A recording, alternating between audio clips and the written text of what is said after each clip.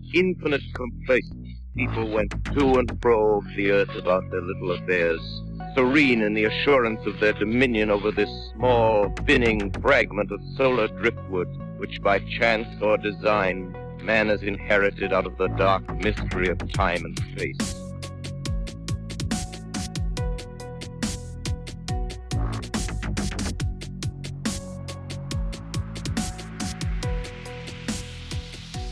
On this episode of Into the Fray, I welcome Hugh on with me. And he has a brand new YouTube channel. It is titled Northwest and just NW, Yeti Quest, Columbia River Cryptids. And we are here to talk about not only Bigfoot, but some other activity as well, which he has told me over email he thinks is in fact tied in some way, shape, or form. So I'm very interested to hear the start to finish of that. Hugh, welcome on the show. Thank you. Thanks for having me.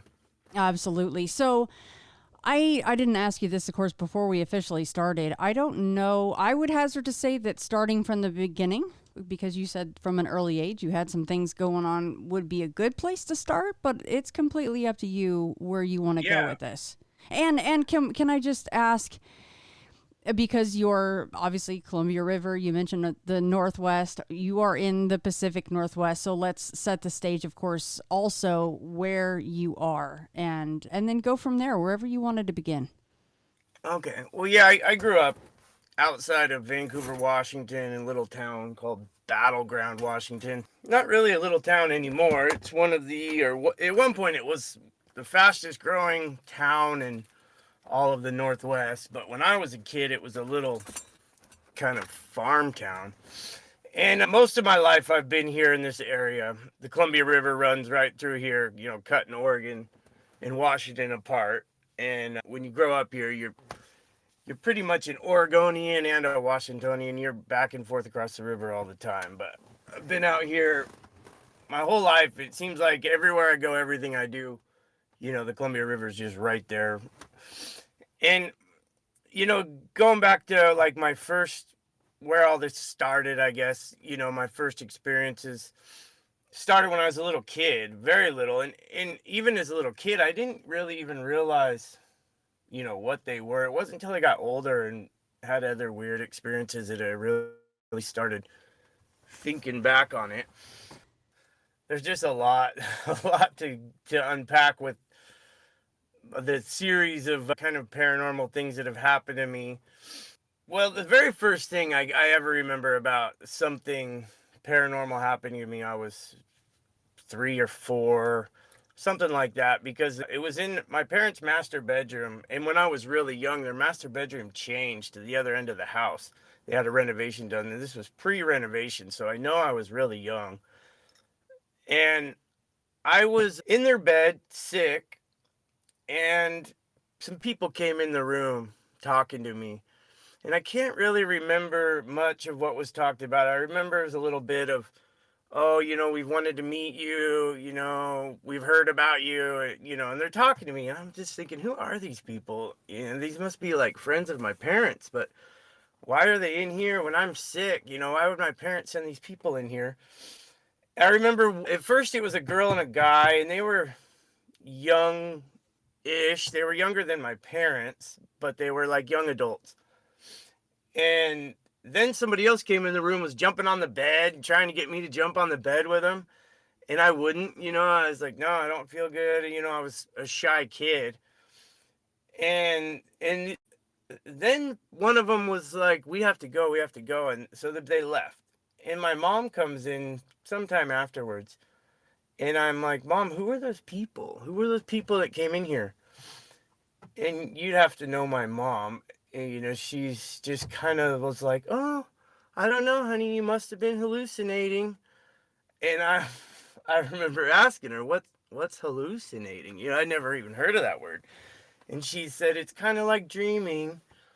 And that was it. Like, no, I wasn't dreaming. I mean, it took place in the bed that I was laying in. You know, it was. And after that, you know, I don't remember much more as a child of paranormal experiences, but during that same illness, I almost died. A day or two later, I had a fever of like 100 something very high enough that my parents took me to the emergency room, and it was just an immediate, the hospital staff had to just take over and do all this stuff to bring my fever down. And so I often wonder if like I was supposed to die or something, and those were the people that were going to kind of, walk me into the light or something. I don't know. I that's just pure speculation. It just something that I've kind of pondered over the years. And so after that, I had other experiences with the paranormal. A friend of mine was with me both times this occurred, and it was in a church near my house where I grew up. And we were bad kids sneaking out at night. We'd go skateboarding around, up to no good. And this church has like 4 or 5 huge wooden doors on the front of it. Big, huge doors, big, weird stained glass mural above them. And we come up and we pull on. This is the first time, the first paranormal experience we ever had there. I come up to the door and the door is locked. Go to the second door, it's locked. Go to the third door, it's unlocked. And we're like, wow, okay. So we go inside this church. We take one step into this church and just poosh, we got hit with this weird energy. Me and him both looked at each other and we were like, just very uneasy, and we both felt it at the exact same time. It was really weird how we just looked in each other's eyes and both felt something. And so we stayed in the church, but we were good. Like we weren't like vandalizing or doing anything bad. We were just kind of like exploring around the church. We went up these stairs and we're just kind of looking around in the dark. And then we came back down the stairs, and then all of a sudden we heard slam, slam up above us where we just were at. And something started stomping down the steps that we were just on. And so we bombed out of the church as fast as we could, and ran and hid. And we watched the church for a while. Nothing came out, doors never opened, nothing, and so I was, for some reason, just curious, and he didn't want to go, but I was like, dude, let's just go back. I was pretty convinced it was a ghost. It was something of that nature. And so we go up and we go straight to that third door that was just unlocked. And the third door was locked. It wouldn't open. And so we were like, okay, that's pretty strange. So then we go to the left door, the door that we had already previously checked that was locked. And it opens. It's unlocked. And we're looking at each other, like, okay, that's really strange. And so I let the door close, and it closed, grabbed it, and it was locked. So then I go to the door to the left of it, the very first door that we ever checked, and pull on it, and it unlocks. And it's open. And so we're, okay, let's get out of here. We just closed the door, and we left. And then, so it was like maybe a year later. It was a while later. I no clue. This is in my teen years. I was probably 13-ish around this time period. We go back and we go up to the church, middle of the night, pull on the first door, locked, pull on the second door, locked, pull on the next door, it's unlocked. We both look at each other, hair standing up on the back of our neck, like, this is really weird. We let that door close, and then it locked again.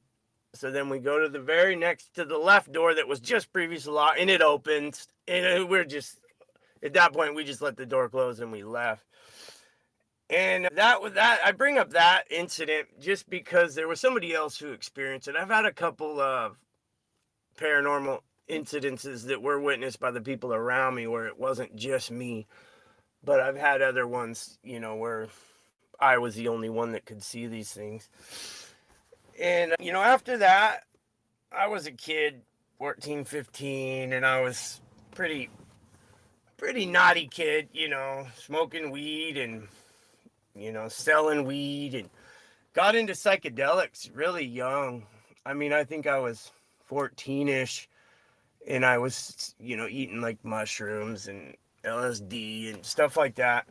For a young kid, way more often than any kid should have been. And I started having weird things happen to me, seeing shadows and hearing like my voice being called out to me, and just really weird things were pretty constant. And I blamed it on the psychedelics, and that I'd messed my brain up. And so I completely stopped doing any kind of psychedelics and kind of got my head clear. And it did seem to subside. I quit smoking weed, everything. And it seemed like the kind of weird paranormal huntings that seemed to be kind of plaguing me did go away for a while, for quite a while. And then as time went on, I got more and more and more involved in this marijuana business that I had built. A young kid, all of a sudden I'm making easily a couple grand a week. It's really hard to turn and walk away from that despite the risk, of everything. And it, put me in a pretty, I don't know, shady world, dark world, lots of shady characters and crime and violence and, everything you can expect that comes from that type of world.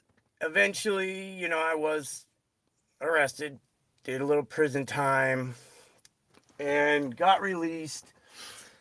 And the whole marijuana business, everything had changed in that world with the whole medical marijuana and the legalization thing, and I was trying to grow up and be normal and, not be a criminal, not be a, trafficking marijuana, but it was really hard to let go of that life because I'd been quite successful at it. I was, well known, and so it was hard to get back into the regular world. And I had this horrible back injury and other problems. And next thing you know, I had developed an addiction to opioids. It wasn't like I wasn't like a full-blown junkie or anything like that, but I've recognized that I had a pretty severe addiction, dependency, withdrawal if I didn't do it. And I was pretty frustrated about that. And so I had made a plan to kick and to get off these pills. And my parents agreed to let me come and stay. They have a really nice house on a river, and they had an extra camper trailer that I could stay in. And I just said, I just want to spend, 5, maybe 10 days out with you guys, just get away from all this crap, try to get clean, get off this stuff. And my parents are really cool people. Yeah, okay, come on out, we'll help. And I had talked to other people about, how the tricks they had done to kick and get off that garbage. And so I brought with me a lot of other drugs, basically non-opioid type drugs to help get me through the withdrawal phase. And so I set up in my parents' trailer, and I'm in there for a day or two, and opioid withdrawal is not fun. I mean, obviously, you can't really do anything. Nothing is enjoyable. You can't even watch TV. You can't focus on anything. You're just miserable. And so I was, medicating myself, trying to keep myself from being too miserable. And strange things really started happening right away. I mean, I would say my first evening going through this, I'm in this trailer, and I can feel the trailer shake because somebody's climbing up the back ladder on it. And I could hear the shock squeak and totally feel it shake. And somebody's looking through the window, spying on me. And I'm thinking, it's a neighbor kid or something like that. And I even say, I can hear you, man. I know you guys are out there. You're not sneaky, get the hell out of here. And they did. They jumped off and ran off, and I was like, who are these kids? And so that kept happening. People peeking in the windows on me, looking at me. And I know a lot of people would say, oh, this was drug-induced paranoia or psychosis or whatever. And sure, you could say that, but there's some elements of what was going on that, I'll explain some of those that were just so much more than a hallucination. I could feel the camper shake at times when things were crawling around on it. You literally could hear the shock because this camper makes a sound when you walk around in there. It squeaks and moves. And so I'm into this situation, this withdrawal, I don't know, a day or two at this point, and it's in the daytime. And something is on the steps to the front door of the trailer. I could feel the trailer shake, and I could actually see a shadow of a head trying to look in the window, and this is broad daylight, middle of the day. And so I jump up on my feet, I run around, I kick the door wide open, and I'm chasing this thing.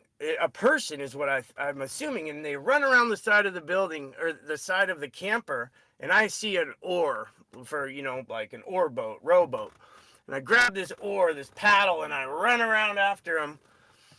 And I can hear this noise going ping, ding, ding, ding, ding, ding, as something just scales right up the side of the wall that was all like pole barn style sheet metal. And then there's something on the roof of this building, and I can hear the metal going pop, ping, pop, pop, pop. I used to build pole barns. I worked for a company for a few years building the riding arenas and pole barns, and I know the sound of walking on sheet metal, and that's what I was hearing. And so I'm out in the yard, I'm staring up at this thing, holding this oar, like what is going on?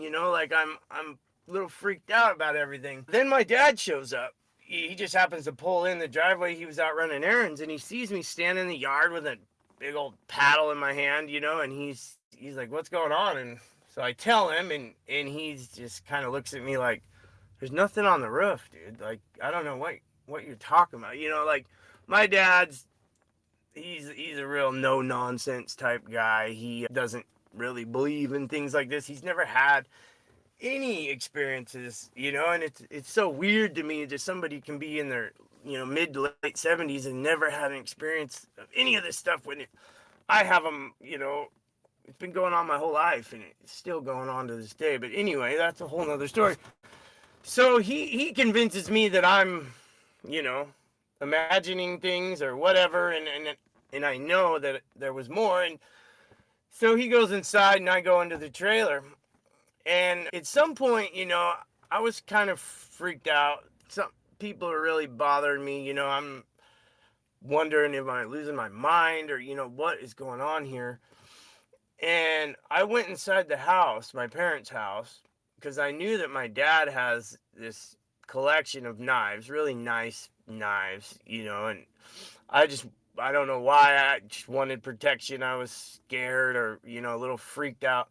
So I grabbed one of his big Bowie knives, and I grabbed a Maglite flashlight, like the club style flashlight that police officers carry, or at least used to carry. And I take those out into the trailer with me. And that night, that evening, stuff got crazy. I was in there, laying in the bed, sick as a dog, stomach cramps, and restless leg syndrome, and just miserable as you could ever want to be. And all of a sudden, so something's climbing up the back ladder again, squeaking, moving, shaking the whole building. And they're on the roof, and I'm underneath them, and I'm looking up, and I can hear every step right above my head, and the panel actually flexes, and out of the panel seams where the two seams come together, all this dust particle crap falls and lands right in my eye. Totally blinds me. And that's something I always go back to in my head is, I mean, if this was all, let's say, drug-induced psychosis or, paranoid delusions or whatever, I mean, how would that panel have flexed to that extent and dumped all that debris in my eye, right where I was watching the step go, right where it was flexing, and so I'm cleaning my eye out, trying to get this debris out of my eye, and right in the middle of that happening, the entire camper, and this is a big camper, the tongue of the camper lifts, whoosh, boosh, the whole camper, up and down. Now, in that moment, I didn't realize how significant that was, because I've been around trailers in doing construction and doing things, a lot of times you can go up to a trailer tongue and actually lift it, and quite easily on certain trailers because of the way the balance of everything is. It wasn't until days later when I went to that camper and I tried to lift it. That camper weighs several tons. I mean, I couldn't even make that camper wiggle. Like, not even remotely even wiggle. And I'm 220-pound, strong guy. Like, I'm stronger than most people around me. I've worked out. I've been athletic. I'm a big, strong, fat boy, and I couldn't even make that camper wiggle. And so back to the camper. I'm in the camper. The whole thing just lifted up and slammed down. There's this thing on the roof, and then I see another one looking in the window at me. And I'm scared. Like I'm in like I have to emphasize me being scared is kind of a big deal. I'm not a person that gets scared. I could give you some examples. I don't want to make it sound like I'm bragging about violence in my past, but I don't know. I think it might be important to just give you a couple examples so you understand the world I came from. Like, my life is totally different. I have kids, homeowner, wife, but in this time period, I was off the hook, and so was the people I was around. I mean, like, for example, I was in a situation where some guys came with guns, tried to rob my partner, who was known to have a lot of money and a lot of weed. I grabbed a gun. I knew there was no bullets in it. I didn't have time to load it. And I charged straight at the gunman with a gun with no bullets. And he made the decision not to get in a shootout with me. And he ran. I caught this guy and I clobbered him to near death. That's a real simplified version of that incident. It's a long story, but that's basically what happened.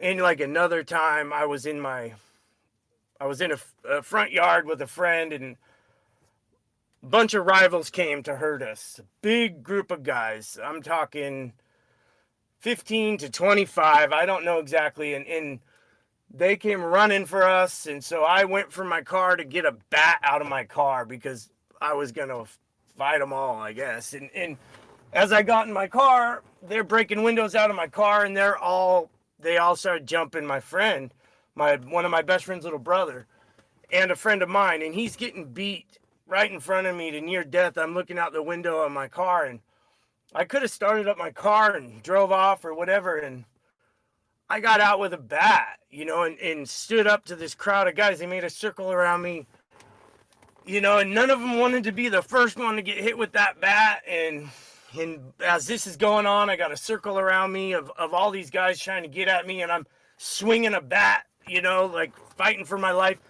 The people inside the house were watching this, some of my friends, and they were able to open the front door and come out, and I was able to charge right into this circle of guys, and it opened up into the shape of like a U because they didn't want to meet that bat. And I was able to charge right through and get in the house. And anyway, like I said, I'm not trying to brag. I'm just like, at this point in my life, I've been through a lot of craziness, and I wasn't afraid of much. I'd been to a prison where I literally rode on a boat out to McNeil Island, and had to like watch. I've been through a lot. I don't get scared easy. And so back to that moment in the trailer, I'm scared to death. The most afraid I've ever been in my life. And in my mind, whatever these people are, they're coming for me. They're coming to kill me. That's my thought. And I didn't really think of them as paranormal entities. I thought people are trying to kill me. And I felt so vulnerable inside that trailer, so trapped in there. And I just said, screw it. I'm going out, and I'm going to go out fighting, and I'm going to go out swinging. And I grabbed the mag light. I grabbed that big old knife. I take it out of its sheath, and boom, I kick the door open, and I'm out there. I'm in these guys, they looked like people. They had hoods on. I forgot to mention that. That's right.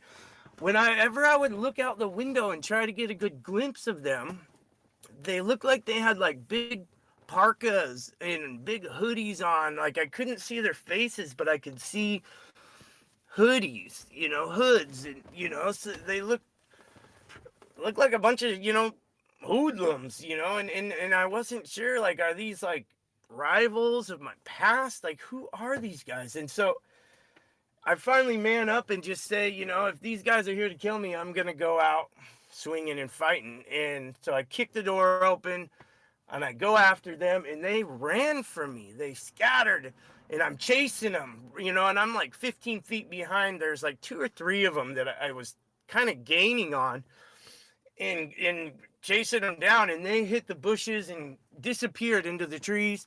And I stopped, and I'm standing in my parents' front yard, and I'm just kind of like this newfound confidence, like, wow, these people are scared of me, and so I was just like amped,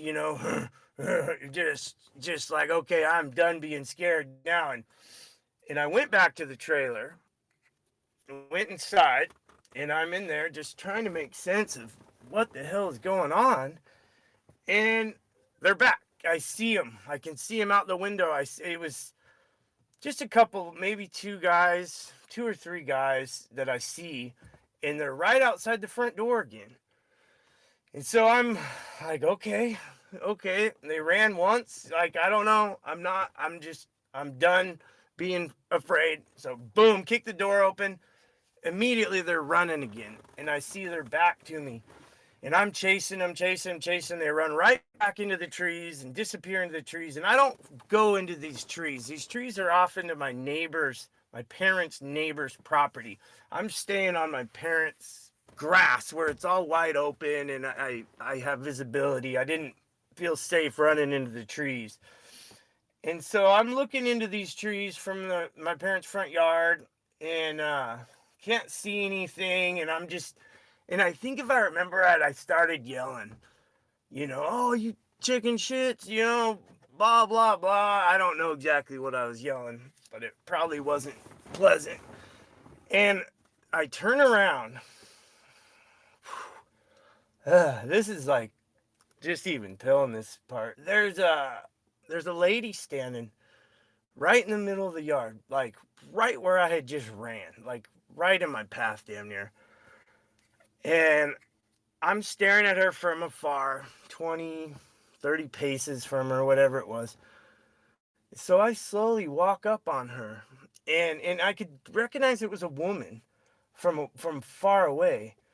And I get up, and I'm breathing hard, puffing and puffing. I've been running, and I'm freaked out, and I got a mag light in one hand, and I got a giant, like, Crocodile Dundee style Bowie knife in the other hand.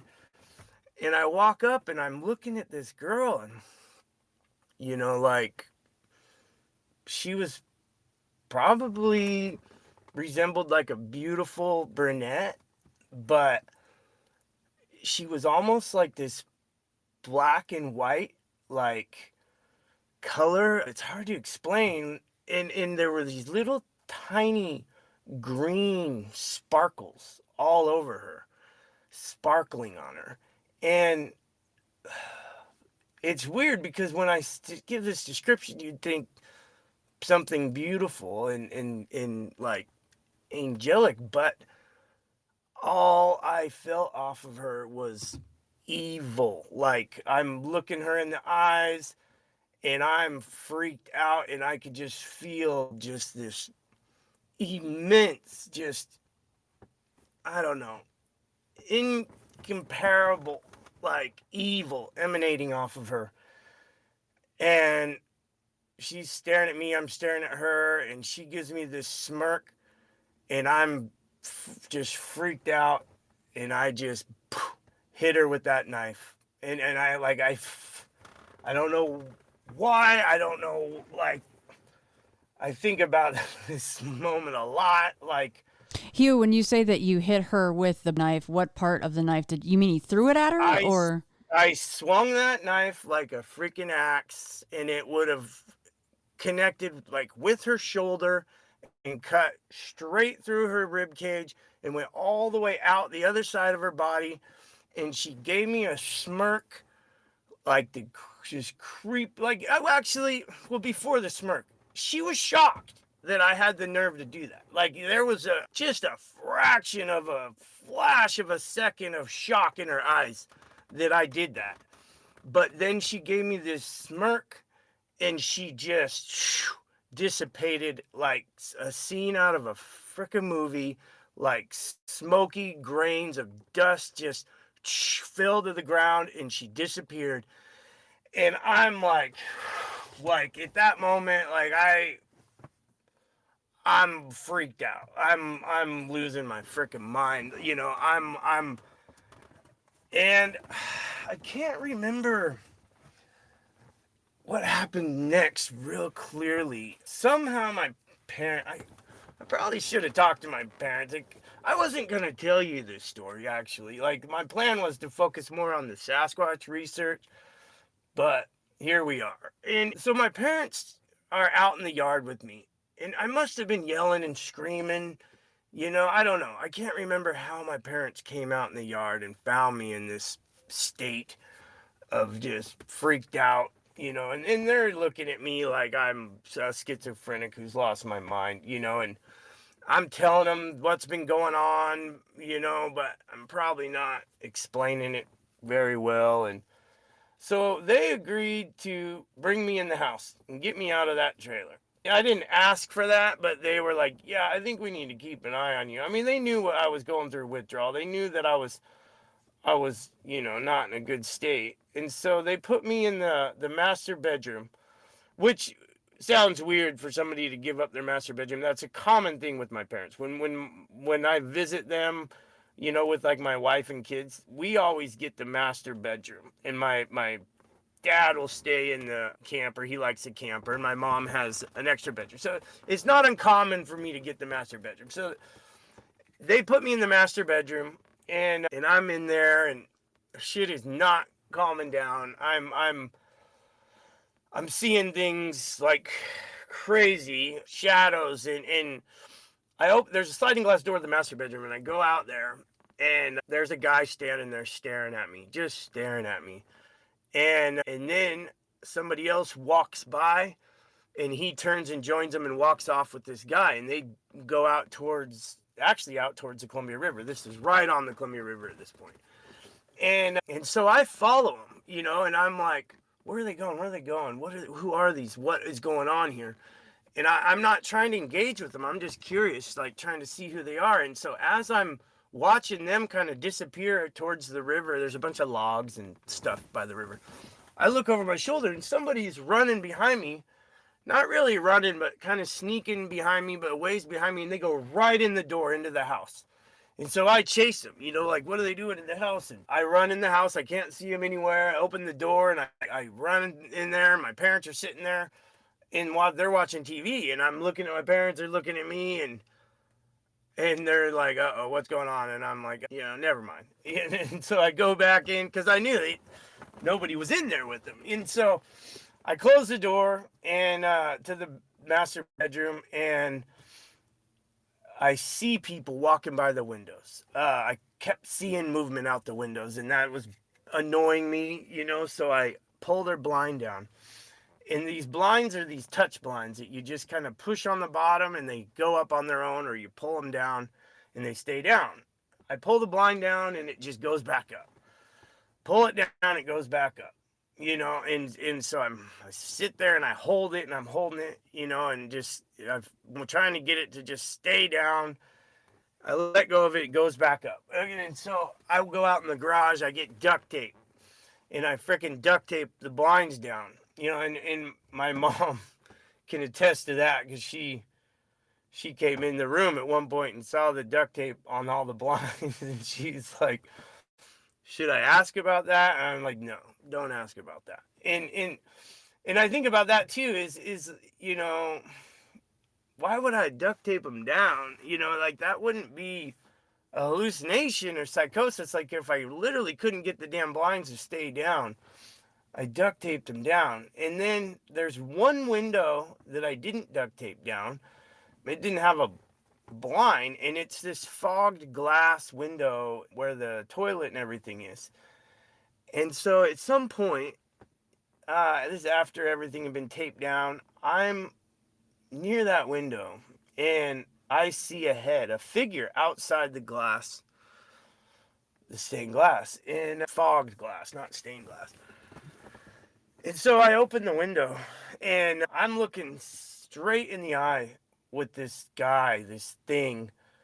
And it was like, I'm sure you've probably seen that super old movie, like one of the oldest movies ever made, where there's that bald-headed vampire. Do you know what scene I'm talking about? Yeah, Nosferatu. Yeah, that's like the closest comparison I can make to this thing. His head was bald.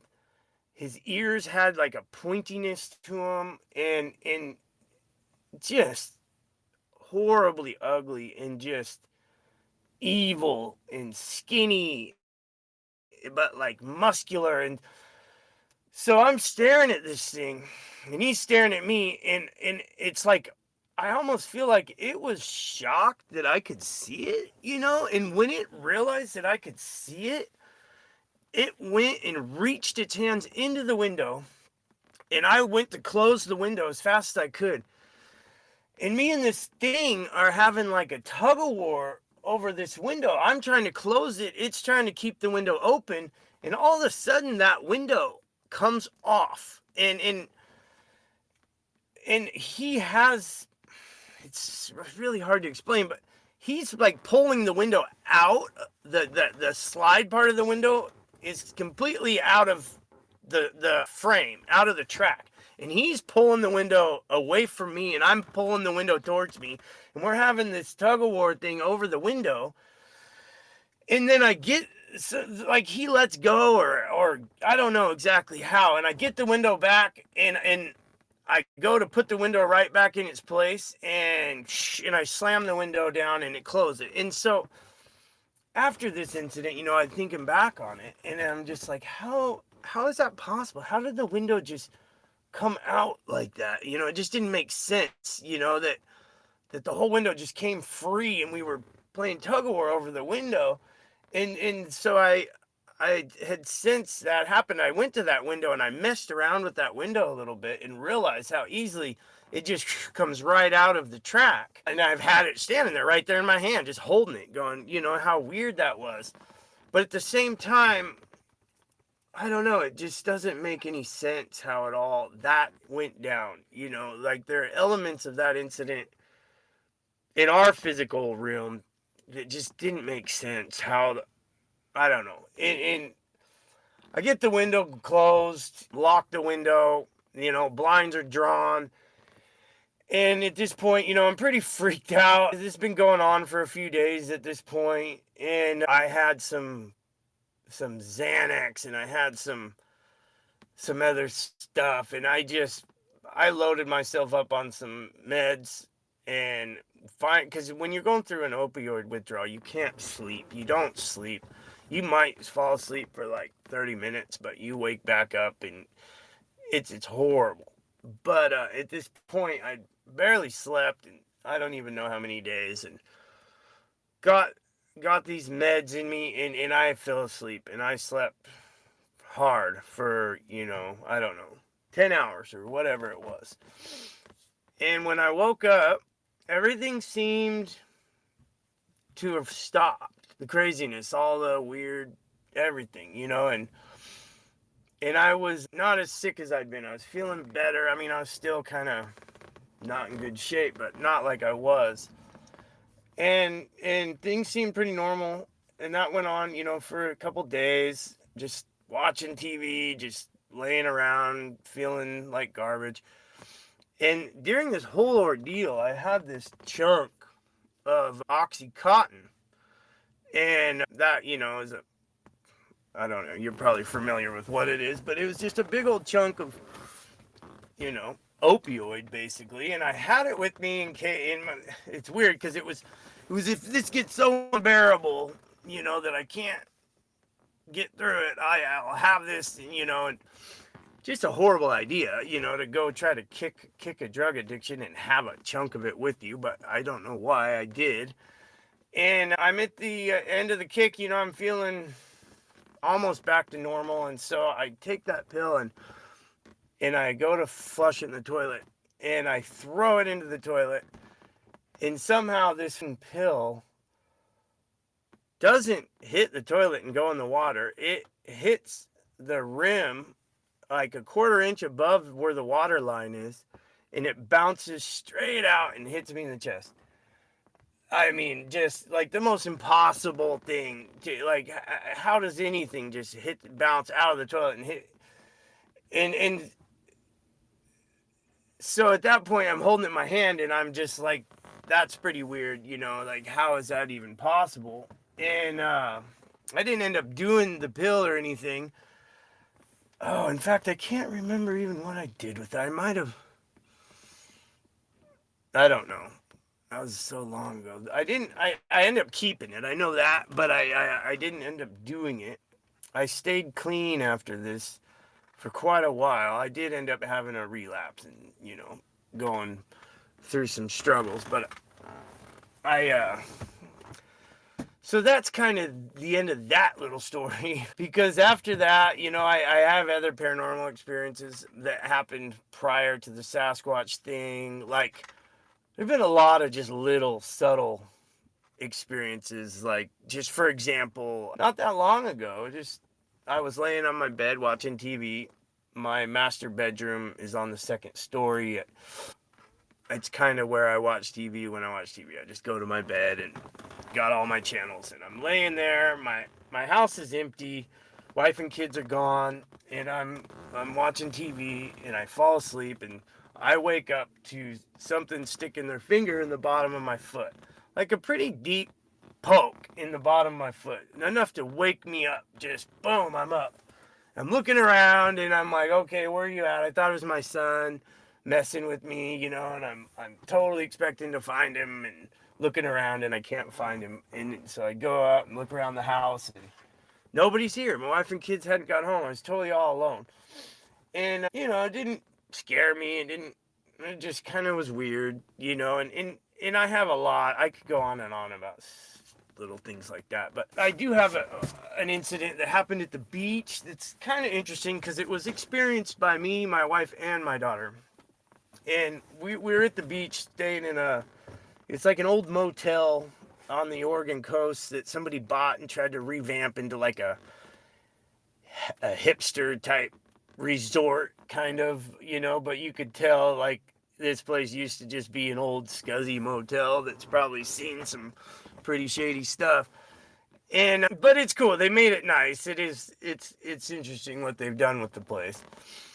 And we go in our room, and I'm not in that room but maybe 10 minutes, and I tell my wife, I said, there's something in here with us, and she's just kind of like, what, and I told her, I said, there's a presence in here with us. I guarantee you, and she's just kind of like, no, you don't know that. And I said, okay, whatever, and just kind of left it at that. And that night, everybody's asleep. My wife's asleep. I'm in bed next to her, and I'm watching TV, trying to fall asleep. And every single time I fell asleep, something went ping or pop or a piece of paper would every time. Like, this happened like 5 times. Like, I'm fine, and I'm an insomniac, so I get real frustrated when it's hard for me to fall asleep. It's a problem I've had my whole life, and I get woke up very easily. But once I get to sleep, I'm good. But it's the actual getting my brain to shut down and go to sleep part that is something I've always struggled with. And so every time I'm starting to relax and go to sleep, something is waking me up. And so I get pissed off. I get up, I dig earplugs out of my bag, and I throw like double middle fingers around the room of the hotel, and I'm spinning around, to whatever this thing is, and basically saying, keep them with me. I got earplugs, do what you got to do. And so I put the earplugs in, and I get back in bed, and I start falling asleep, and all of a sudden, boom, the lamp turns on right next to me. Just like, Oh my God. So I turn the lamp off and I'm sitting there and I'm irritated and I lay back down. Boom, the lamp turns on again. So I'm pissed. So I unplug the lamp and end up falling asleep. And so I tell my wife about that in the morning, and she's kind of like, I don't know, she chooses to, like, I think she believed me, but she wanted to pretend she didn't believe me. And that night, my lamp's still unplugged, but hers is still plugged in, and we're watching TV, and all of a sudden her lamp turned on. Poof. I'm like, see, like, and oh, these lamps, they're not normal lamps where you turn a knob and it goes click click. It had a touch pad on it, and so that's how you turn it on, was by touching this pad. So it'd be something really easy for an entity to interact with, not like a normal lamp. And so we don't tell the kids about this, but then my daughter, I don't know, a week later or whatever, overhears us talking about it. And she's like, yeah, my lamp kept turning on too in the room. And my daughter had to unplug her lamp, and she didn't tell us about it. We didn't, we weren't trying to tell the kids that there's a ghost in the room or whatever it was. But that's all pretty subtle stuff, but it's interesting because at least it was another example of it being shared, by the other people around me. God, there's so much more. Like, we're supposed to be talking about the damn Sasquatch, and there is something else. So I just kind of wanted to cover just how weird all this stuff was. Just, I've had this kind of weird stuff going on my whole life. And so jump up now to more recent times. I have had sort of like an obsession with the UFO culture, the UFO phenomenon for many, many years. I was going out at night, every night, going on these walks and staring at the stars and basically kind of like begging the sky to show me a UFO, and doing this quite regularly. And then one night I'm out walking around and I see this string of little lights go by, and I've never seen anything like it. I know it was the Musk SpaceX satellite, but at the time I'd never heard of it. I didn't know what it was, and so I run inside and I'm telling my wife about this thing that just went by, and she's kind of like whatever, and so I can step out my window and get on the roof of my house. And I go out there and I'm looking at the sky, and I see another one coming by. And so I get her out and she sees it and she's like, whoa, what is that? And it's like this string of lights going by, little stars almost on a tether that go by. And so, I didn't know what it is. Have you ever seen that before? Oh yeah. Oh yeah. We Yeah, see that a lot. Yeah. So this is the first time I ever saw it and didn't know what it was. And so that night, I was just obsessed with the stars. I was out looking at the stars all night. And I see something far in the sky, way far in the west sky, and it's this little blob of light. And prior to that, we had been looking at a comet when we were in Colorado on a vacation, and every night we could see this comet. And so I'm like, that's a comet. I'm looking at a comet in the sky. And then I realized it's getting closer, and it's moving, and I'm like, what is that?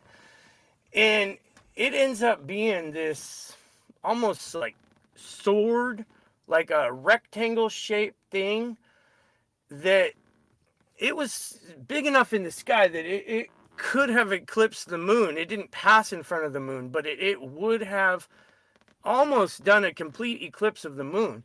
And it's like this rectangle with a point on it, just covered in thousands of tiny little speckles of light.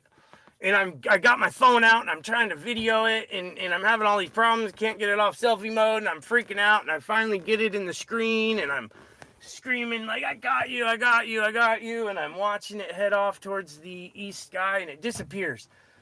And then I looking at my phone and I realized I never hit the damn record button in all the excitement. I was so mad. And so that incident was actually spotted about 20 minutes later by somebody else in Meridian, Idaho, saw the exact same craft. And so it traveled from the Portland airport, because I live right by the Portland airport, to Meridian, Idaho in like 10 minutes. And it was really cool. The guy on the UFO reporting thing that reported it, he described exactly what I did. He thought it was a comet. He used different terminology than me, and he called it a sparkling sword. And I always said it looked like the Empire State Building in the sky, you know, the way it was shaped with all these weird lights that made no sense all over it. And so that was the first of like UFO experience. Then I'm at my parents' house, and this is exactly where the crazy, weird, you know, demonic story I just told you about, all that took place at my parents'. And I'm seeing these crafts. They're like these clouds that are appearing in the sky in the daytime. And they have this crazy plume left behind them. Black soot cloud that there is appearing, you know, and I'm telling people about them because my wife and my mom and dad and my kids, you know, and I say, I think these are meteorites. I think they're meteorites hitting the earth. And so then I actually see one forming with a little black tip on the front of it and the cloud coming behind it, and it disappears out towards the ocean. From my parents' house is on the river, really close to the ocean, kind of. And so I'm telling everybody about it. Like, I saw one actually form and not just the cloud. And at this point, I'd probably seen maybe a dozen of these clouds, these remnants of these things. And that night I'm in the hot tub with my dad, or with my kids, and my dad is sitting in the chair talking to us, but he's not in the hot tub. And I see one forming again. It's a little tiny pin dot thing in the sky with this black soot cloud behind it. And I'm like, Dad, there's one right there. And so he goes and gets the binoculars and he's watching it. And he goes, that's no meteorite. And I go, what do you mean? How do you say that? And he goes, well, look, it just took a hard left turn. I think it was. Yeah, it was. Hard left turn. And sure enough, I put the binoculars and it did. It took a hard left turn.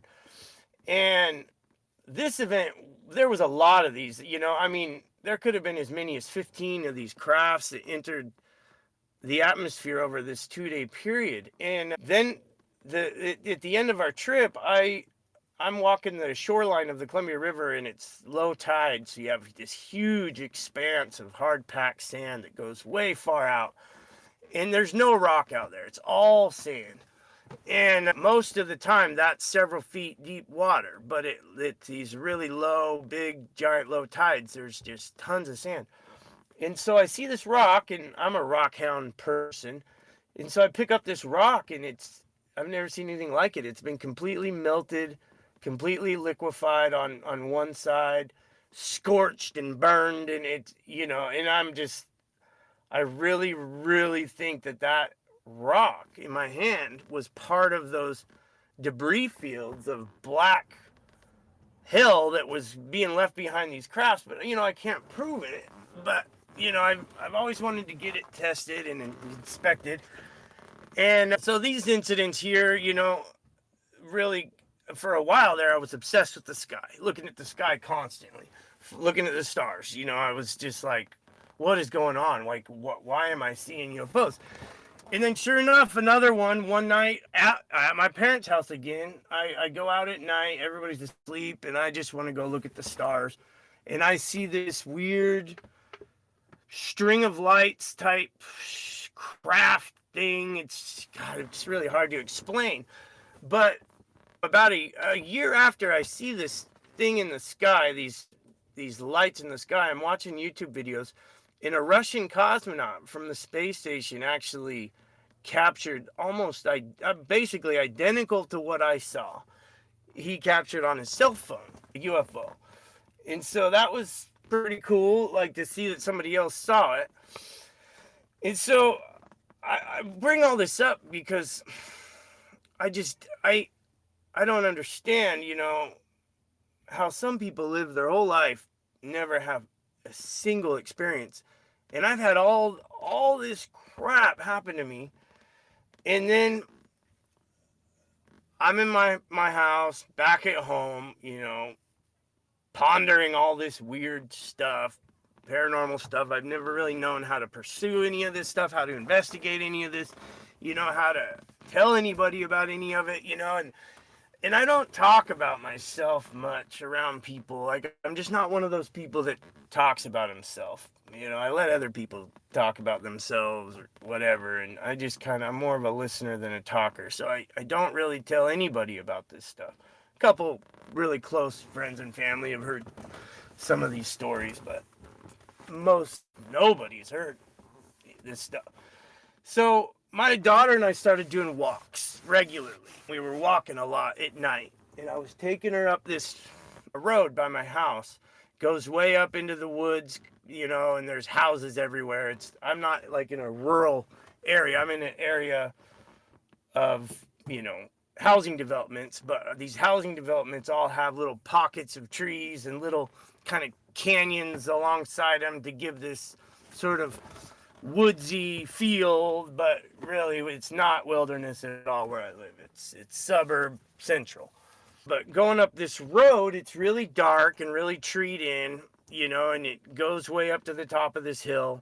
And so we started doing that regularly because it's a steep climb up the hill, and it's, no cars are driving by. It's real private. And we'd been doing that walk almost every day for a couple of months.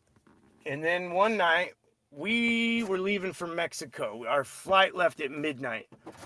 And I wanted to walk the dog before we left. And so it's about 11 o'clock at night. I'm taking my dog up this road, and my dog starts sniffing something right off the side of the road, right in this person's yard. And I shine my light on it, and it is a mutilated deer that had its front legs ripped clean off, and every organ ripped out, heart, lung, kidney, everything was gone, every organ, except the stomach sac, the bile sac, was completely intact. Not a nick, not a rupture. And yet all of this was done without any kind of slice. There was no cut marks from a knife. It was all done, ripped open, brutal, like force, like this. Never seen anything like it. There's no way a deer, or a bear or a cougar could do this to a deer. Not, they wouldn't have done it in this way. And I have pictures of this. This is all going to be on my YouTube channel.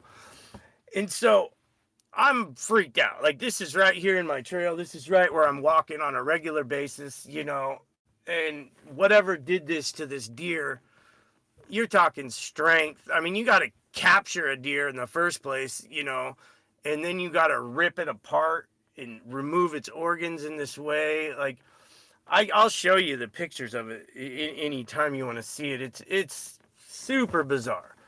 And so all I could do is take some pictures and go. I mean, we had a plane leaving in less than an hour. Had to get back to my house, and we flew to Mexico. We're gone for 8 days or something. And when I got back home, I immediately went up there to see if the deer was still there. And the deer was gone, nowhere to be seen. And I don't know the people up there. I've never talked to them, so I didn't go knocking on doors and ask if they knew anything about a mutilated deer in their yard. But what that did is it got me, like, really thinking, like, I'd heard of like a dog man, I've, obviously heard of a Sasquatch, and I'm just was thinking, like, what the hell could have done this? Like, what did this? Like, why was this deer left in my path like that? It just really freaked me out, and I've barely been up at that road ever since. I mean, I have, though. I've gone up there a few times, but it was like, I don't know if it was a warning. Some people say it would have been a gift that Sasquatch was leaving for me. And that got me started on this Sasquatch investigation. Not I shouldn't say Sasquatch investigation. It just got me on watching YouTube videos about Sasquatch and Dogman, and kind of gave me just, I don't know, the drive to start looking into this subject. And so, as I had mentioned earlier, I'm a rock hound. I hunt for rocks, big, beautiful geodes and crystals, and, it's just a hobby I've had my whole life. and there's a certain area that I go to quite regularly and hunt for rocks. And I planned a trip up there, and I was up there all by myself. And prior to going on that trip, I'd been watching all this Sasquatch stuff. And so I had a lot of Sasquatch stuff on my mind, and I'm breaking rocks, drilling and swinging hammers and collecting what I can and trying to get this giant agate out of the side of a giant boulder. And I've been working on it for hours. And I decided to take a break and climb up this hill. And I'm like, I'm going to go up that hill and I'm going to look and see if I can see a Sasquatch. And, you know, it's like this part of my Sasquatch stuff, I don't even really like telling people it because it's just so hard to believe. Like, so freaking weird. You know, and I climb up the top of the hill, and I'm a realistic person. Like, never in a million years did I actually think I would climb up here and see a Sasquatch. That's just what was going on in my head. Like, I'm just going to climb up to that viewpoint and look out and see if I see a Sasquatch. Well, I'm not even looking out 10 seconds, and I see something, and I'm like, that's weird, because that looks like a Sasquatch right down there. You know, and I'm staring at it, and I'm thinking it must be a tree stump, must be a shadow, must be something. And it starts walking. It's got 2 legs and swinging arms, and it's all covered in dark fur, and I'm just like, jaw dropped, like, what in the is that? You know, and it still freaks me out thinking about it, you know, and so I'm staring at this thing and watching it walk, you know, in just total awe of like, how the hell does this happen? Like, how do I say I'm going to go up the hill and see if I can see a Sasquatch and find myself staring at a Sasquatch? You know, and I didn't have my phone on me. My phone was in my truck, and I could see my truck from where I was at. And so I'm staring at this thing, and I'm staring at my truck, and I'm like, God, what do I do? What do I do? Do I take my eyes off of this thing? Do I, you know, and then I decided, you know, what's the point? What's the point of staring at this thing? Nobody's going to believe me. So I said, where's my phone? And I had to jump down this cliff and cause like this avalanche of debris tumbling down with me. And I sprint to my truck and grab my phone, and I sprint back and I climb back up this cliff, get back up to the top and get my phone out, and boom. And that's the video on my YouTube channel that starts with, says something like catching my breath, catching a Sasquatch or something like that. And that's me huffing and puffing as I get this Sasquatch into my screen. And at that point, the Sasquatch I doesn't walk anymore. It's I'm videoing it and filming it, and I have like, I mean, I think originally there was about 30 minutes of footage of this thing on my phone, but I edited a bunch out because these clouds kept coming in and blocking my shot, and just not a whole lot to see. It's just kind of a black blob. My phone doesn't zoom in it near as well as my eyes. I have really good eyesight. I always have. And but you can see the black blob in the phone, and you can see a little bit of movement every now and then. You see what looks like an arm come out of it. And it wasn't until the next day that I came back up there and I realized that Sasquatch was right in front of a big old stump. And I'm gonna bring all that to light in other videos and show that there's a stump there, and I want to get somebody down in front of that stump, and I'm going to video it from the same perspective with the same camera, do size comparison things and stuff like that. But in what I've noticed is all the stumps in this valley of that age have all been dug through. So I'm confident that the Sasquatch are eating grubs out of these stumps. I mean, bears do that too, you know, but all of the stumps in that area, I've been, you know, videoing a lot, researching it a lot. They all have been dug through. I find them constantly. And so after this Sasquatch sighting, you know, I'm watching the video and I realize it's not very clear. Like, anybody could pick this apart and claim it's a bear, claim it's nothing.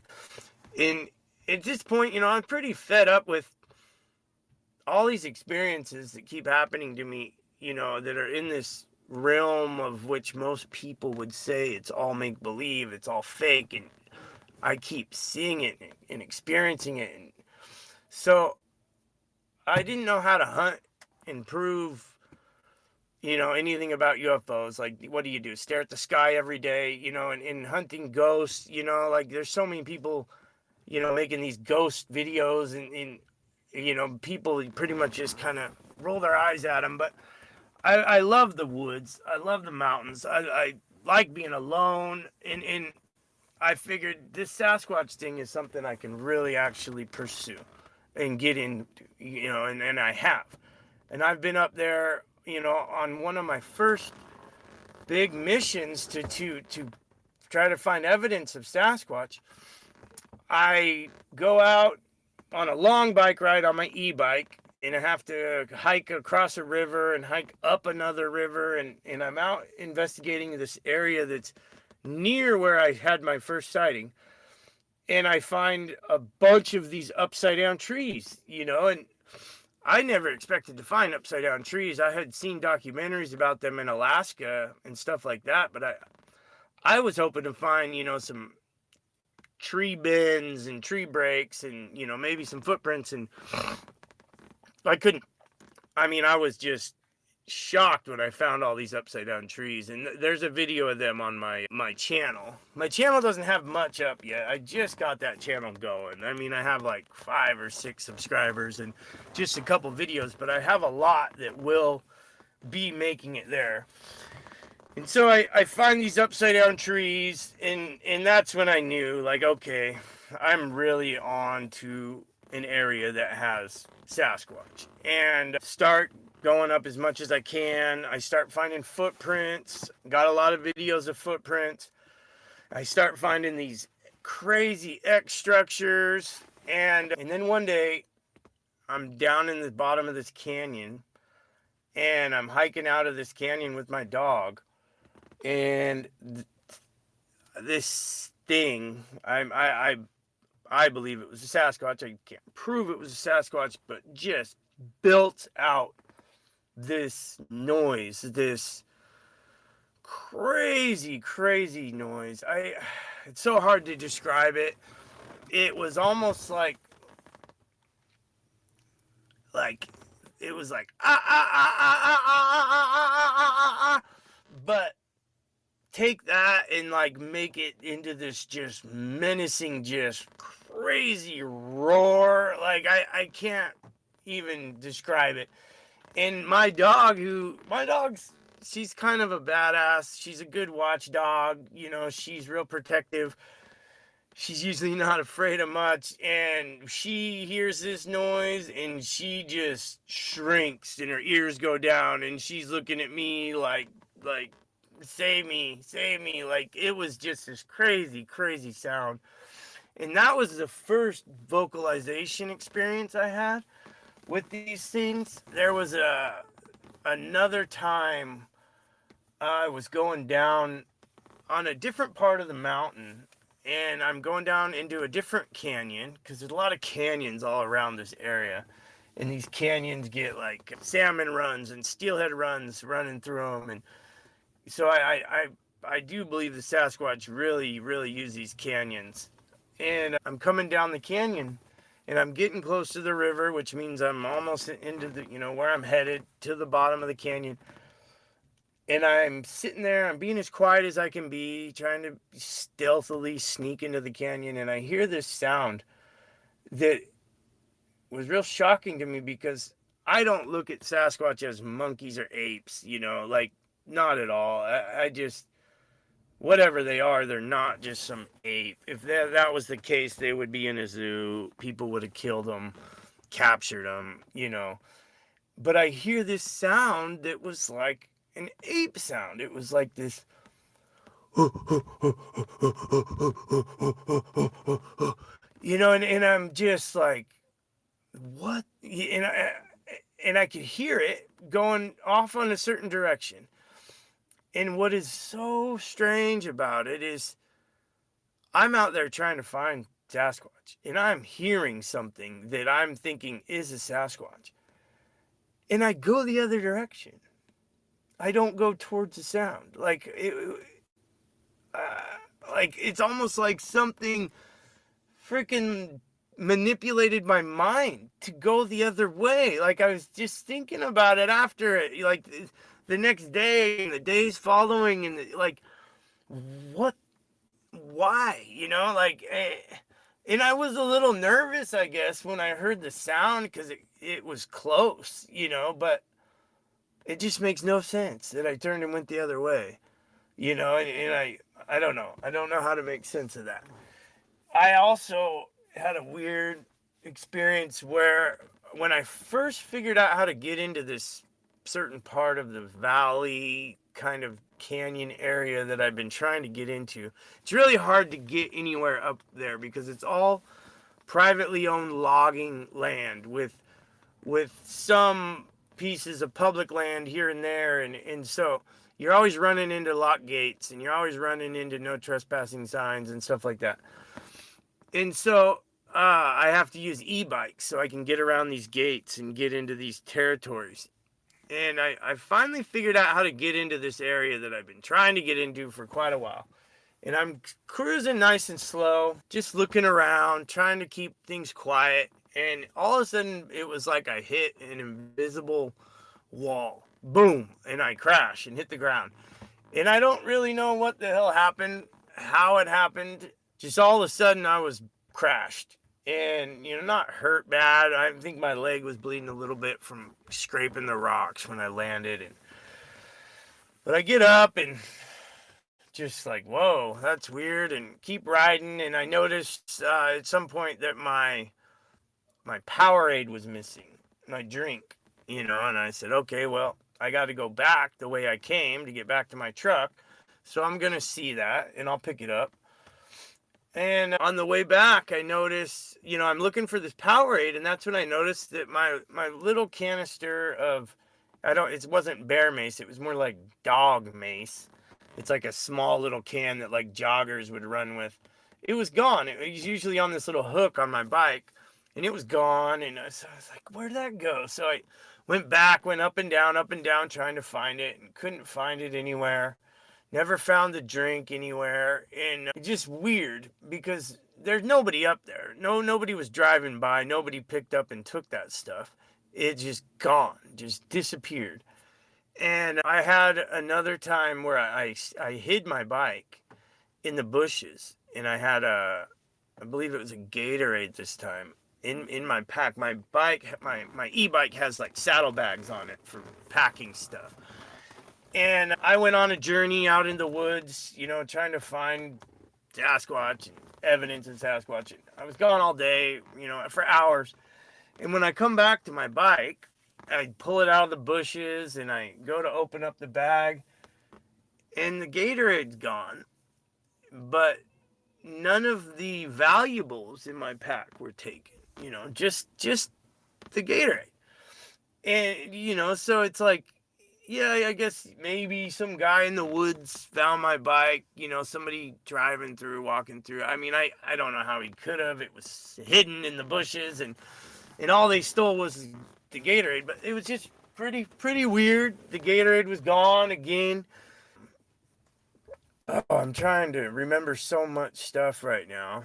But then I was in a canyon shortly after this, and I kept seeing this bright reddish brown flash way up on top of the canyon. I'm in the bottom, and I kept seeing it flashing through the trees. And I get out my camera. At this point, I have bought a nice camera. Anybody that watches my YouTube, a lot of the early footage I have is low quality cameras and me just trying to learn how to, make a video. And so there's going to be a lot of crappy kind of quality of footage, but I do have a really nice camera now, and I am getting better with it.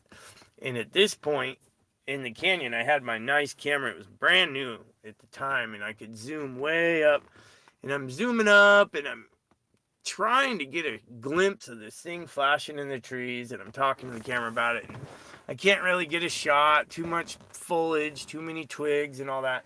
But I'm talking to the camera about this reddish brown, this bright reddish brown thing. And then a couple months later, I'm going through some of my micro SD cards, and at some point during some of my investigations, I had attached this digital camera to a spotting scope, which allows me to get pretty good footage for about a mile. And I was playing with it one day, and there was bright sun shining on the lens, so I couldn't even see what I was filming. I was just recording and messing around with it, and I'm even telling that to the camera, like, yeah, I can't even really see what I'm filming right now. I'm just trying to see how this thing works. Well, watching that footage, I scan right across what looks to be a bright reddish brown head of a Sasquatch that appears to be sitting up against a stump, you know, like just chilling, and only its head is visible above the stump. And I was just kind of blown away by finding that, you know, and just like, how did I not see this that day, you know? And I went over it twice. There's two like 3-second shots of my camera panning across this thing. And so, you know, originally I wasn't ever looking for reddish brown, that color. The Sasquatch I saw originally was your classic like dark brown, almost black like color. And so now I'm thinking that there's other colors out there, reddish brown. And so, like I mentioned early on, I was my rock hounding that brought me to this area, right?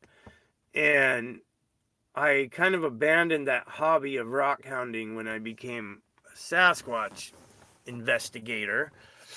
But what's amazing is, as I've pursued these Sasquatch, I've gone into these canyons where I'm finding rocks that I never dreamed I would ever find.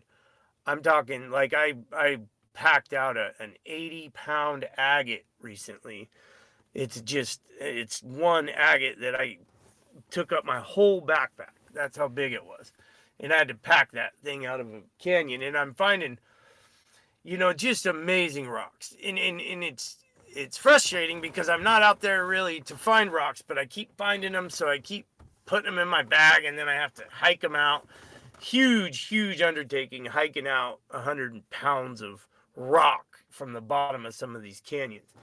But I brought some of these rocks to a geologist friend of mine, and, you know, he was like, yeah, these are cool. This looks like a big chunk of opal. This looks like this, that. And he wanted to come out, and I wanted him to come out and kind of see some of these rocks, because he's a geologist, he's a rock guy. And so I agreed to, let's do a trip together, and I took him through one of these canyons. And on the way out there, though, I see these bent trees, and that's something I haven't talked about. There's something going on out in the woods that I'm investigating, where these Sasquatch are taking these trees, big trees, and they're constantly breaking the tops off of these trees. They're topping them, which that's so insanely impossible to do with brute strength that it's just mind-blowing. And I'm talking top trees everywhere. And I've made a lot of videos about this. And I actually own and run a tree service. It's kind of part of my business, is tree removal. I know trees as good as anybody can ever know a damn tree. And green, healthy trees do not break in this way from wind or snow. It's just not possible. The trees are so flexible. They're meant to sway and swing around. I know where trees can and will break and fail at, and it's at the ground. It's above the ground. Now, old, dried out trees, sure, they can break in all kinds of different places. They're old, they're dead, and a tree's heavy, and they can fail at any time. But I'm talking green, healthy trees do not break, not in this way. And I'm finding trees everywhere that have been broke and then turned into like an X structure, or a lot of them, it seems like the Sasquatches go out there and just break the tops of the trees for fun, maybe, I don't know. But then I'm finding these trees that they arch, trees, big fat trees that they bend and twist into this giant arch, and then they wedged them up against neighboring trees to hold that arched shape. And you can see big old scrape marks in these other trees where they have twisted this tree around and wedged it against this one and had to kind of like fight it and manipulate it into position. And you can see where all this work had been done getting the tree to do that. And so I see one of these arched trees that had appeared in an area that I knew very well, and I knew that that was new. And I said to the geologist, "Hey, that's brand new, man. We need to go look at that." And he, okay. So we go down there and we're looking at this arched tree, and I'm videoing it on my phone. This will all be a video at some point. And the geologist, he goes, "Hey, man, look what I found," and he's showing me this big old pine cone. And I'm just kind of like, pine cone, like I don't give a shit about pine cone. I'm looking at this arched tree, and he's like, "No, you don't understand. This pine cone is not from this forest. This pine cone is from a species of trees that will not grow in this mountain, in this area, period." And I'm like, "Okay, so what, you're thinking it was left here by a Sasquatch?" And he goes, "I don't know what it was left here for, but it's right underneath this arch thing." And so then I realized, like, wow, okay, it might be significant, like why is this pine cone here? And it's directly underneath this arch. And unfortunately, I didn't get to see it when he first found it. I would have loved to have seen the way it was laid out on the ground if it was just sitting there or whatever, because so we bag and tag that pine cone and take it with us, and we go on our journey and get that done.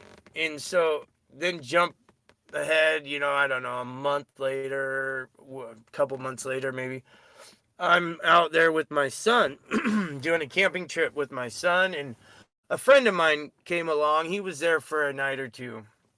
My son and I were out there for like 4 nights or something. and so my son and I are out in the woods, and I'm filming, and we're looking at all these bent trees, and I'm documenting them.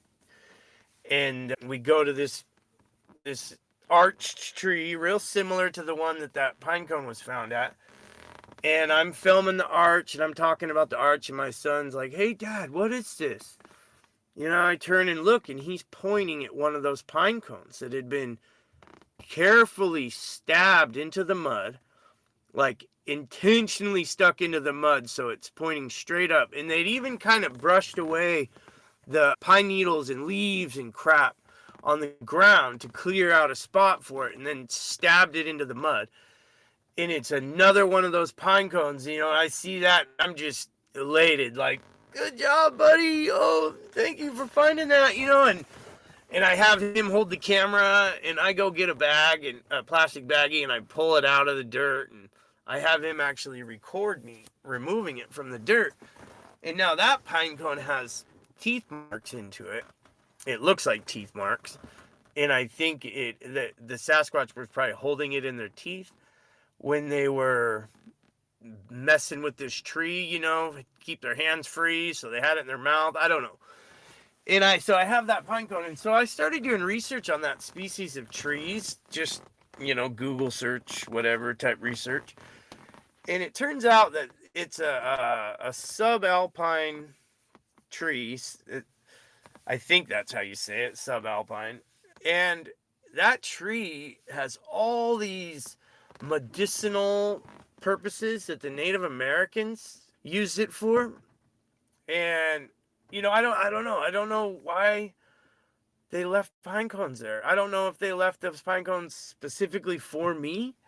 I don't know. I've talked to some researchers that say those were left for you, and but I don't know. I don't want to say they were. I'd like to think that they were. I just don't know. And so also that same trip, that's with my son, back at our campsite, our last night there, I set up this sort of weird kind of laser light show thing in the woods around our tent. And I just kind of had this theory, like, I've heard stories of Sasquatch being curious and like looking in people's windows at their TV and computers, and just I've watched a lot of stuff on Sasquatch at this point now. So I decided to pique their curiosity. I was gonna set up some crazy light show thing in the woods and just see, if one comes in. And I've been setting up a game camera every night in my campsite. I got game cameras all over this mountain now. And this last night, I was just lazy, I guess, just kind of like, screw it. Didn't even bother setting up the game cameras. And I set my alarm for somewhere around 4 a.m. I was going to get up at 4 a.m. and go out with my night vision and just see what I could find. But I had my buddy there who was talking my ear off all night. He's drinking, and, I don't really even drink anymore at all. And so I'm just dealing with this drinking idiot, keeping me up all night. And so I finally get to bed around midnight. 4 hours later, my alarm's waking me up. And so I roll over, turn the alarm off, and I sit upright. And right then and there, I realize there's a giant shadow right in front of my tent, right like over the top of me. And the shadow's being casted by this blinking light system I set up. And so it had to have heard my phone alert me. And so I think at first it was standing still and just kind of like listening to me. And then once I honed in and realized that this is a shadow of something outside my tent, it bolted, gone, immediately gone. And I was kind of freaked out. My son was in the tent with me. He's, 9 years old. Not that I was scared that anything was going to come in and get us in that moment, but I wasn't comfortable going outside the tent to pursue this thing and leaving him alone in the tent, and I was dog tired. I'd only been asleep for a few hours because of my friend. And so I'm just kind of laying there thinking about it. Like, what do I do? I fell asleep. But next thing you know, I wake up, it's like 8 a.m. And immediately my buddy was sleeping in his car. It's like a Subaru type thing. And he's getting up and he sees me and he's like, "What were you doing, man, all around my car last night?" And I'm like, I wasn't around your car last night. I didn't get out of the tent after I went to bed, after you and I said goodnight. And he's like, "Really? Are you messing with me?" Like, "No, dude, I'm not messing with you. I didn't get out of the tent." And I said, "And I think that there was a freaking Sasquatch in our camp last night." And because then I told him about the shadow, and apparently he had something that had walked all around his car in the dark, and he thought it was me out there with my night vision, looking around, hunting Sasquatch. And I'm so confident that was a Sasquatch in our campsite. And that was my last camping trip up there. My last investigation, yeah, it was actually. I did like a day trip up there once, I think. Oh, yeah, that's right. I did do a day trip up there and went and checked out the upside down trees in the winter time, but I didn't stay the night. It was just, and so, yeah, that was my last big, what I guess you could call an expedition or mission, up there to investigate them. And, there's all kinds of little happenings and little incidences that I could get into, but I don't know. I think that's about covers the bulk of everything. Do you have questions for me? Yeah, I do have a few questions actually, Hugh, if you wouldn't mind. So the stump that you mentioned, right? And I know that you mentioned you haven't done the full comparison measurement video yet, but when you went down there, I mean, how tall are you and how tall was the stump compared to you that you say the Sasquatch was in front of or next to in that initial sighting? So yeah, interestingly, amazingly, when I really think about this, I have never actually made it to exactly where that Sasquatch was standing yet. Every time I've set out to do so, because it's a big undertaking. You can't just simply climb down to it. You know, it probably seems like it in the video that you could, but then you got to climb back, and you're talking, you just can't. And so every time I've set out to get there, like the first time I was going to try to get there is when I ran into the upside down trees. And to get to the upside down trees, you got to ride your e-bike about 8 miles. And then, which isn't that big of a deal on an e-bike, you know, 7 to 10 miles, somewhere around there. I don't even know.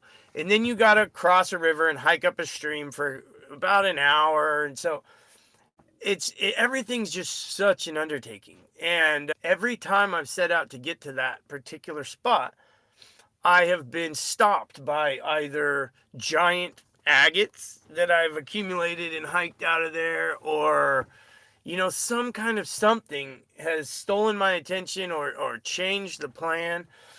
And, you know, I've made so many other discoveries that, you know, I'll be like, oh, okay, I need to go back and do more investigation here or there. And so I am, at this moment, I've never stood right where that Sasquatch is. And I need another person there to be up at the viewpoint with my phone to record, because I want to get footage of me in like a blue coverall jumpsuit to get a size comparison and get that done. And I'm almost always alone during my investigations. You know, like my son was there, but I'm not going to leave a 9-year-old Right, on top of course. of a mountain. Yeah. And so, yeah, unfortunately, I haven't gotten that part of the investigation No figured out. problem. No problem. Just a question. So, Yeah. so you did mention that on your YouTube channel, it's Northwest NW Yeti Quest for anybody that wants to go search it. You do say that in this video that you're talking about, that you can decipher some movement from that video, right? Of this Sasquatch actually moving, but maybe it had realized that you were filming it somehow. I mean, or whatever it was doing. I very much believe, obviously I can't prove, and I get so tired of Sasquatch investigators stating everything as facts when nobody knows a damn thing about these things. And so I don't know for sure, but I had this, and I talk about it in the video while I'm recording. It's like, I have this weird feeling that this thing knows that I'm looking at it right now. And I've found other videos and other researchers that talk about the same kind of phenomenon. When they see one from far away and record it, it just stops and quits moving, you know, and that seems to be what happened to me. I try to make sense of it by saying that it was at a stump and it was maybe digging for grubs, and that's why it stayed in one spot for so long.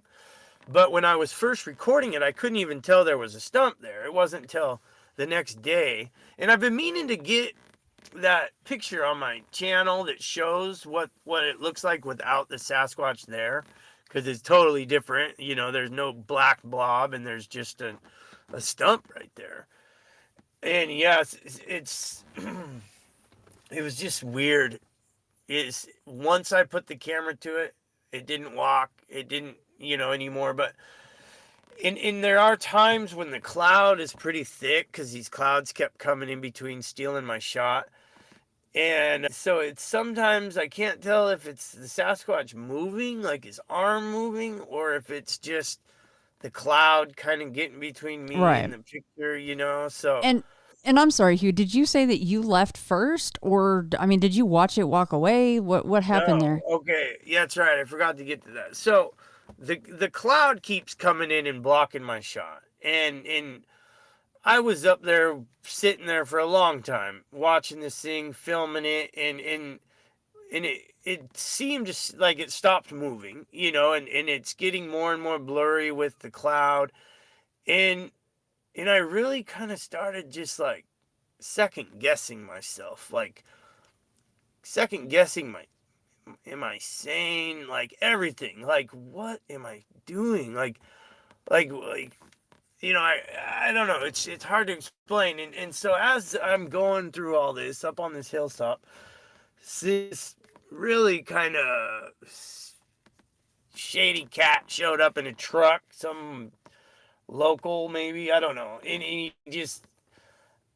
started shooting a gun, and I'm kind of like a country redneck type kid, and I was so blocked out by the cloud at this point that and at the same time I'm supposed to be with my family having dinner. I forgot to mention that. So they're waiting on me to get home for dinner, and because I had left my parents' house where my wife and kids were to go up in the woods and do this rock hounding kind of day trip on my own. And at that point in time, I was supposed to have been back. And so all that just kind of came to a head, and I just was like, I gotta go. I gotta get out of here. Okay. You know, and that's when, like, later when I started thinking about it, looking at the footage, you know, and I was like, I know what I saw. Like I'm not insane. Like, I know what I saw. I saw a bipedal, arm swinging, hair covered creature. And that's what I told everybody. They'd be like, they're like, "Are you sure it wasn't a bear? Sure it wasn't a bear?" And I said, okay, I know it wasn't a bear. And if it wasn't a Sasquatch, then it was a person in a Sasquatch suit. And now that I know how hard it is to get to that valley, like, there's no way it was a person in a Sasquatch suit. And since I set out on this investigation to basically prove myself sane, you know, and the amount of Sasquatch evidence that I just continuously find, it's unbelievable. Like, I'm so shocked at how easily me, an untrained investigator, a total rookie at all of this, has gone out and just continue to find more and more evidence of these things existing. Okay, so that leads me to my final question for you, Hugh, and that is, you made sure to bring up these sightings with the UFOs, right? And that in one instance, with essentially the flying sword instance, you actually thought to yourself or said to yourself, okay, show me a UFO, and then it happened. So, you know, is your thinking then that essentially, because it is quite fortuitous to be like, hey, I'm going to climb this hill or this berm or this mountain, whatever it is, and I'm going to see if I can see a Sasquatch. And then you do. I mean, that's pretty damn fortuitous. So is your thinking then that, you know, it's the same as what people like to say, you called a UFO. So can you call a Sasquatch? You know, is that where your brain goes with this? You know, kind of, but you know, I don't know, obviously. I don't know anything. I just have weird theories. And one of them that just seems to be gnawing at me more and more and more is, you know, like, you've heard of simulation theory of our existence, you know, right? Like, you're familiar with that. Oh, yeah. And I just more and more and more, I feel like we are living in some kind of simulation. And the controller, whether you want that to be God or I don't know what, aliens or whatever, the controller of this simulation, I just feel like it just mix with people. I'm glad you brought this question up, because this is super weird, and this happened last night of all things. I'm watching A Flash of Beauty last night, right? You're familiar with that show, right? I actually have not watched that. Okay, well, they're going to possibly do an interview with me. And so I was watching this episode of A Flash of Beauty last night. And this guy is a researcher, Sasquatch researcher, been at it for years and years and years. And he's talking about this crazy, rare African horn that they've done. And this is an educated man. This is a guy who had a profession with NASA. This guy really is not just an idiot. He's very smart. He talks about this horn that's an African animal. And apparently, if you blow this horn, you can summon Sasquatch. And he talks about how hard it is to blow this horn, that you know, it takes a lot of training to make the horn work. Well, I played the trumpet when I was a kid, and so I know how to blow a damn horn. And I have in my garage, almost this identical horn that this guy, it is like, it's the exact same animal, same everything horn. And it just blew my mind to see him holding that horn, talking about this horn, thinking about how many times I've stood in my driveway and just belted that horn out into the, the air around me, and it, I don't know what it means. I don't know what, it's just crazy. It's just so weird to see him holding that horn and talking about the magical powers of this horn. And I got it at a garage sale that this super kind of loser friend of mine was putting on, and I don't even want to know how he got the damn horn. And he just didn't sell hardly anything at this garage sale he put on, and I felt bad for him, so I gave him $100 bill and just grabbed a few of his like cool items, and that horn was one of them that I just grabbed. And just a really strange, weird circumstance, but it just, stuff like this just keeps happening, like that was last night. Yeah, you never know the synchronicities of things, right? So that's pretty cool. Well, Hugh, let everybody know. I've said it a few times, but just coming from you and any socials that you want to give out, and then of course the YouTube channel. I never even started a Facebook till a few months ago. I don't do social media. Well, what is the Facebook page then? If you want to give that out, just give everybody the name so they can check that out. Well, I'm going to have a Facebook that's going to be Northwest Yeti Quest set up, but I haven't got to that yet. Got it. So, everything's going to be Northwest Yeti Quest. I just haven't got it made. All I have is the YouTube channel for now. And I want to get more stuff like that going. I'm so out of touch with social media and computers and technology that it's hard for me to do anything like that. No problem, Hugh. Well, yeah, Bill, thank you so much for coming on to share all of this, and keep me informed as to what you've got going out when you're going out and what you find, in these different experiences. I will, and I didn't really intend for this to get so kind of out there with paranormal UFOs. I was originally intended on focusing on the Sasquatch stuff, and as I progress in this investigation, I'm gonna have a really productive season coming up. I have a lot of new equipment, a lot of big plans for this coming spring, summer, everything. So I would love to do some follow-up interviews with you and to kind of better explain. Attempted to get the pine cones tested, DNA testing done on them, and I got in contact with NCSU, and they're doing a genome study, and I've been trying to get, some stuff happening there. And so I would definitely be interested in sitting down with you again down the road and doing a follow-up. Absolutely. Well, yeah, Hugh, thank you so much for your time. And thanks for reaching out. Honestly, thank you so much. No, thanks for having me.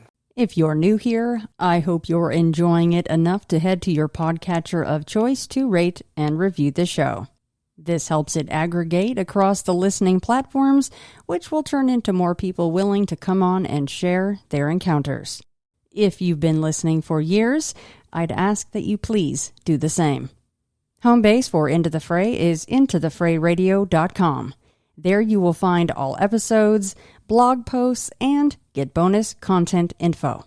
Speaking of that bonus content, on top of the free weekly show, I also produce bonus content for Patreon and Apple Podcasts Premium. On either platform, you get all bonus audio episodes and early releases, each one ad-free, of course. Full disclosure, though, Patreon has a bit more in the way of perks because of their interface. Over there, you will get video versions of patron-only chats, the private Discord channel, and merch at certain pledge levels. So head to patreon.com/intothefray or your Apple Podcatcher app to sign up for bonus content today. You can find me on the big three social media platforms, Facebook, Twitter, and Instagram. The Linktree link in each of my bios will take you to all the places you want to venture regarding ITF, including Small Town Monsters documentaries, various ways to listen to the show, Beyond the Fray books, contact info for me, and more. And lastly, and really honestly, most importantly, if you'd like to share your encounter or encounters on Into the Fray, the best way to get in touch is by emailing me at shannon@intothefrayradio.com.